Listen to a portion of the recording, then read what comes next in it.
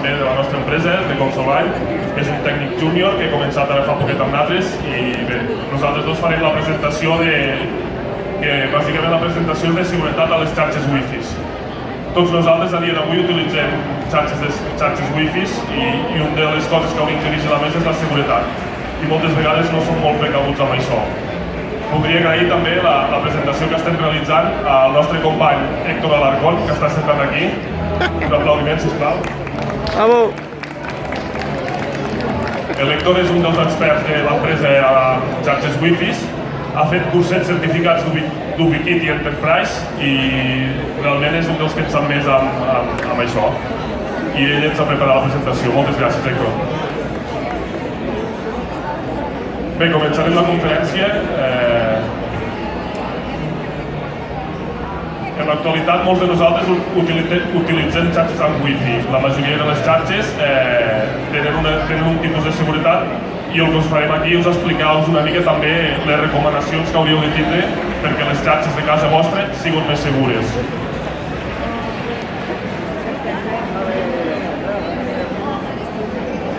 Us presentem un dibuix amb un esquema clàssic de com són les xarxes de seguretat, on tenim un router, podem tindre un portàtil, podem tindre mòbils, podem tindre també aparells de l'internet de les coses que estan connectats a la Wi-Fi i evidentment el que us farem és explicar-vos amb una xarxa domèstica, la que podríem tindre a casa, les coses que hem de seguir perquè no sigui fàcil que un atacant en robi les nostres dades, per exemple. El router, Genís, és un dels aparells més importants que trobem a la nostra casa, és el que ens dona internet i bàsicament és el dispositiu que hem de protegir. Actualment en trobem diversos, com haureu vist a casa, poden tindre una, dues antenes o diverses i evidentment pot variar la potència, la senyal o bàsicament l'alcance que ens donen. Ara a continuació us explicarem els tipus de seguretat que tenen les xarxes Wi-Fi.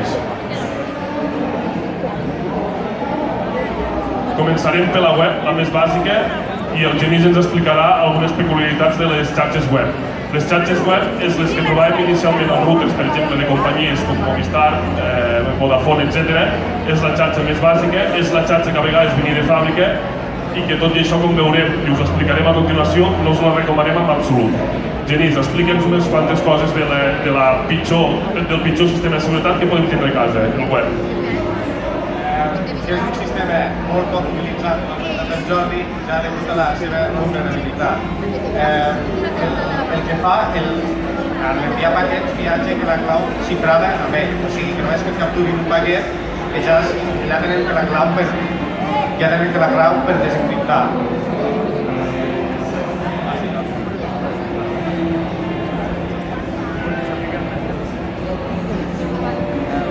WPA ja és més utilitzat i més segur que el web, un protocol TKIP més segur, que a nivell de seguretat mig, però també és hackejable amb un atac de diccionari.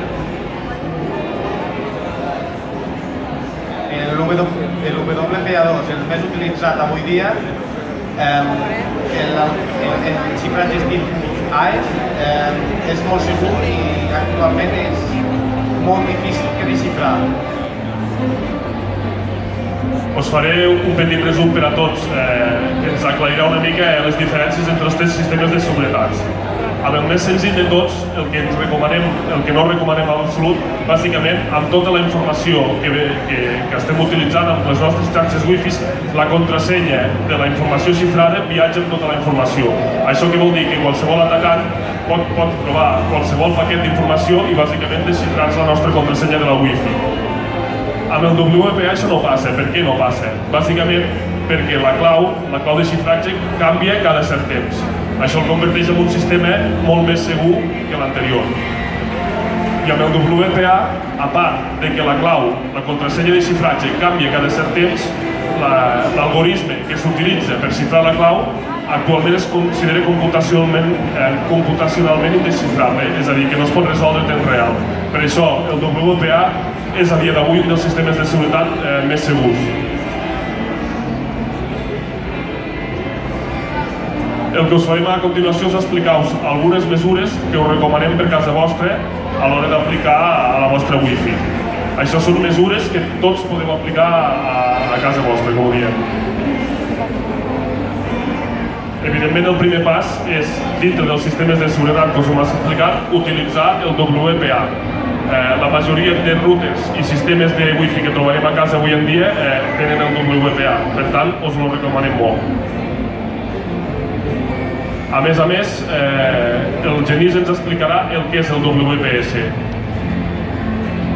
Bueno, encara s'enfrenten que la comoditat i la...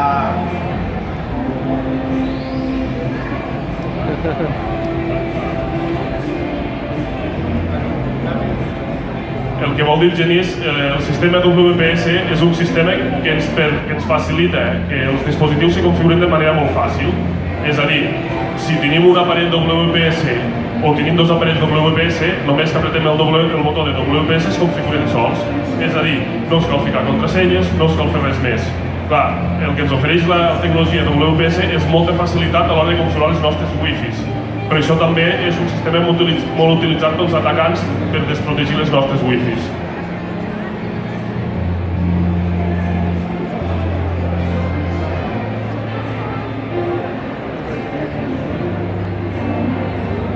Sempre, quan el nostre proveïdor d'internet ens fica el router, seria recomanable canviar la contrasenya. Per què? Perquè amb aplicacions que podem descarregar des de l'ordenador, des del mòbil, és on hi ha, o sigui, que descarreguem que l'aplicació, triem el proveïdor d'internet i allí hi ha moltes contrasenyes genèriques que podem per desxifrar la contrasenya del router.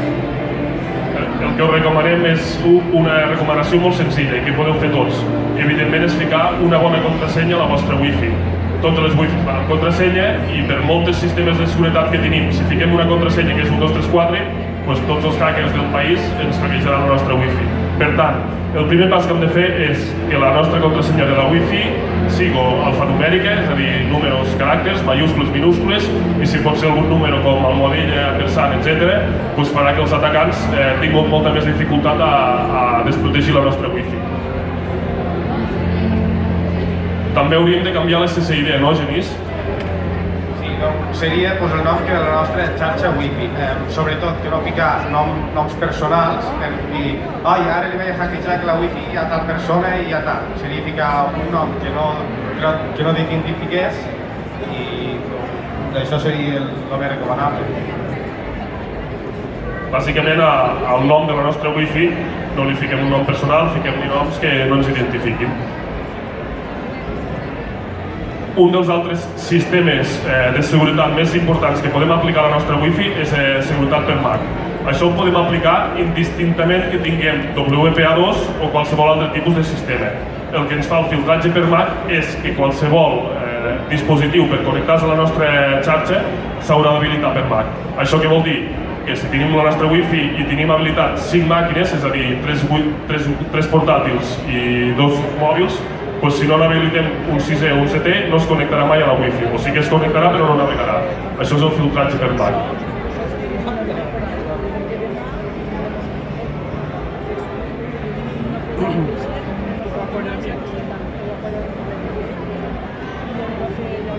Després d'haver-vos explicat uns quants consells per seguir la vostra Wi-Fi de casa, el que us farem a continuació és explicar-vos com un hacker us entraria a la vostra Wi-Fi. Una de les distribucions Linux més utilitzades a dia d'avui és el Wi-Fi Slacks o el Backtrack. És bàsicament una distribució Linux, la podem trobar amb un Live CD i bàsicament agafem qualsevol portàtil, fiquem aquesta distribució Linux, l'arrenquem i ja ens sortirà aquesta pantalla. Quan ens haurà arrencat el Wi-Fi Slacks, executem l'eina Wi-Fi Way i bàsicament ens buscarà les nostres reds properes. Doncs aquests són un dels institucions més utilitzades per hackejar Wi-Fis i seria cosa de ficar-s'hi uns minutets i qualsevol persona de casa ho podria fer. És a dir, no cal ser un hacker experimentat per entrar a la vostra Wi-Fi, simplement descarregant aquesta distribució ja ho faríeu. una vegada tenim amb el Wi-Fi Slacks totes les Wi-Fis que hi ha al nostre voltant, doncs bàsicament l'únic que hem de fer és escollir el nostre atacant, a la persona que volem atacar. Ens sortirà una de les llistes de les Wi-Fis més properes. Des d'aquí us recomanem que evidentment utilitzeu la que us dona el senyal més alt.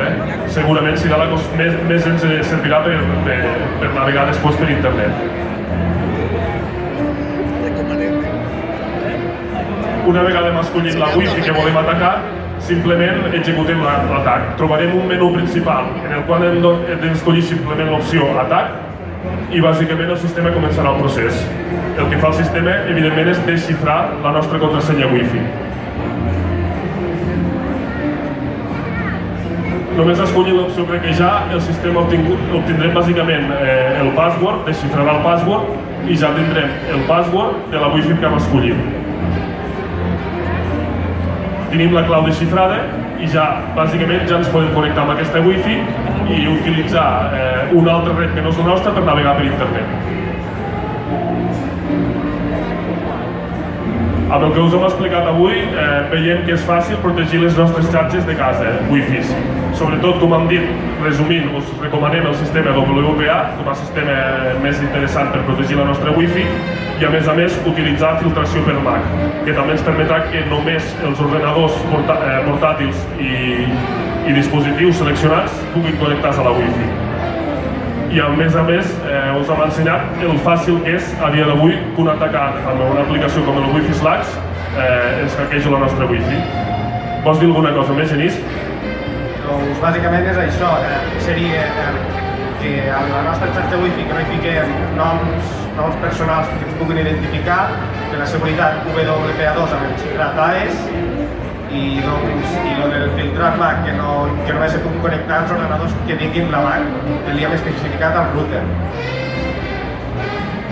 Moltes gràcies a tots per assistir.